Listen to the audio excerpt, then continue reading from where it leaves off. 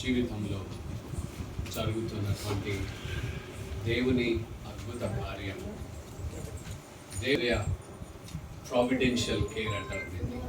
సమృద్ధిని కలిగించగలిగినటువంటి దేవుడు, లేమిలో సమృద్ధిని కలిగించగలిగినటువంటి దేవుడు. ఏలియా ప్రవక్తని దేవుడు ప్రవచించమన్నాడు. దేశమంతటా కూడా వర్షం లేకుండా. ఎందుకు దేవుడు వర్షం లేకుండా ప్రవచించమన్నాడు?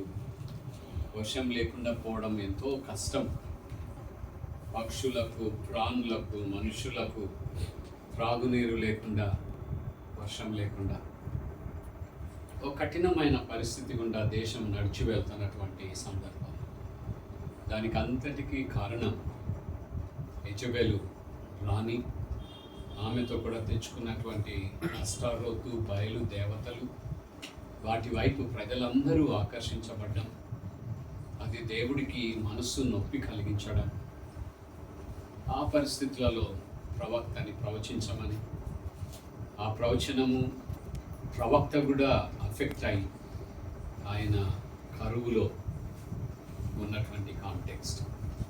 తర్వాత బయలుదేవత, అష్టారోతు దేవత ప్రవక్తలని చంపివేశాడు. వాళ్ళు కూడా యెజబెలు రాని అన్నది, రేపు సాయంత్రానికి నిన్ను చంపకపోతే చూడు, ప్రాణాల చేతులలో పెట్టుకొని పారిపోయాడు.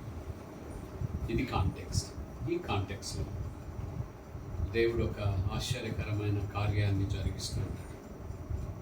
సారెపోత అనే గ్రామానికి ప్రవక్తను వెళ్ళమన్నాడు. మొదట కెరీతు వాగు దగ్గర ఉండమన్నాడు. అక్కడ కూడా వాగు ఎండిపోయింది. ఇక వేరే పరిస్థితులు, మార్గం లేకుండా దేవుడు సారెపతు గ్రామానికి వెళ్ళమని కోరుతున్నట్టుగా మనం చూస్తాం. సారెపతు గ్రామంలో యేసుప్రభుల వారు కూడా ఈ ఉదాహరణని మాట్లాడినాడు. చాలా కుటుంబాలు ఉన్నాయి. దేవుడు ఎన్నుకున్నటువంటి కుటుంబం తినడానికి భోజనం లేని కుటుంబం. చాలా కుటుంబాలు ఉన్నాయి, వారి ఏమంటారు, ఇంటిలో ధాన్యము, డబ్బులు చాలా ఉన్న కుటుంబాలు ఉన్నాయి. కానీ దేవుడు ఎన్నిక చేసినటువంటి కుటుంబం తమను తాము పోషించుకొని లేనటువంటి కుటుంబం ఆర్థికంగా. కానీ ఆ కుటుంబ హృదయంలో దేవుని ప్రేమలో ధనవంతులు. They are rich in loving God, though they are poor materially. వస్తు సముదాయంలో పేదవాళ్ళు అయినప్పటికీ కూడా దేవుని ప్రేమించడంలో, విధేయత చూపించడంలో దేవునికి అంతకన్నా మించిన కుటుంబం కనిపించలేదు. అంతకన్నా మించిన కుటుంబం కనిపించలేదు. దాని అర్థం ఏంటంటే, సారెపతు గ్రామం అంతా కూడా దేవుడు జల్లెడ పట్టి చూశాడు. జల్లెడ పట్టి చూస్తే ఆమె ఒక్కతే కనిపించింది. ఆమె ఇంటికి ప్రవక్తని పంపించాడు. ఆ వెళ్తున్నటువంటి కాంటెక్స్ట్ కూడా మీరు చదివితే వింటది. ఇద్దరికి భోజనం చేసుకోవడానికి, రొట్టె చేసుకోవడానికి పిండి ఉంది, దాన్ని మరి చేయడానికి నూనె ఉంది, తప్ప వేరే ఏమీ లేదు. ప్రవక్త చెప్తున్నాడు, భయపడవద్దు, ఇది నా ఇష్టం కాదు మీ ఇంటికి రావడం, దేవుని ఇష్టం. ఇది నా ఎన్నిక కాదు, ఇది దేవుని ఎన్నిక. ప్రియమైనటువంటి వారలారా, మన జీవితాలలో కూడా దేవుడు మనల్ని ఎన్నిక చేశాడు. మన ఎన్నిక కాదు, దేవుని నిర్ణయం ఇది. ఆ దేవుని నిర్ణయానికి మనం విధేయత చూపించినప్పుడు పరిస్థితులు అన్నీ విరుద్ధమైనవి అయినా కూడా దేవుడు వాటిని అనుకూలపరచగలడు. పరిస్థితులు అన్నీ కూడా విరుద్ధంగా ఉన్నాయి. రొట్టె లేదు, పిండి లేదు, కొనుక్కోవడానికి ఆమె దగ్గర డబ్బు లేదు, అప్పులు ఇచ్చేవారు కూడా లేరు.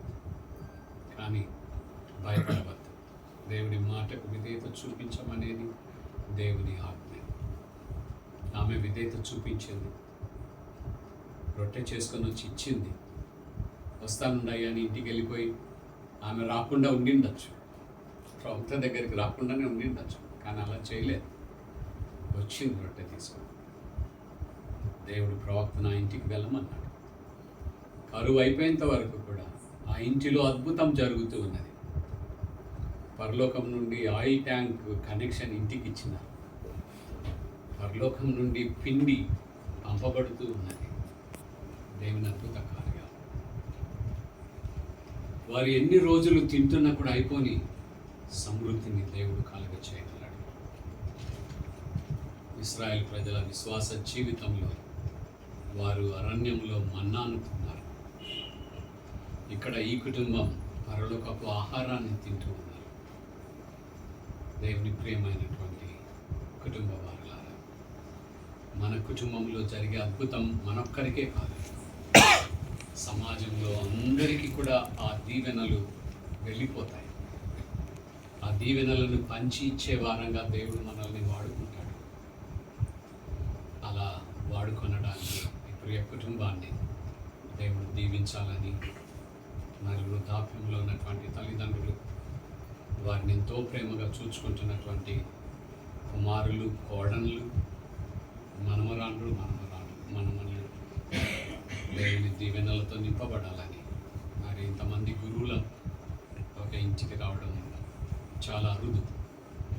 దేవుడు అలాంటి భాగ్యాన్ని కుటుంబానికి ఇచ్చాడు. మనల్ని అందరినీ ఆహ్వానించారు. మరొకసారి వారికి వందనములు చెల్లిస్తూ దేవుడు అటు దీవెనలు కుటుంబానికి కలిగించాలని కోరుతున్నాను. స్టీఫెన్ బాబు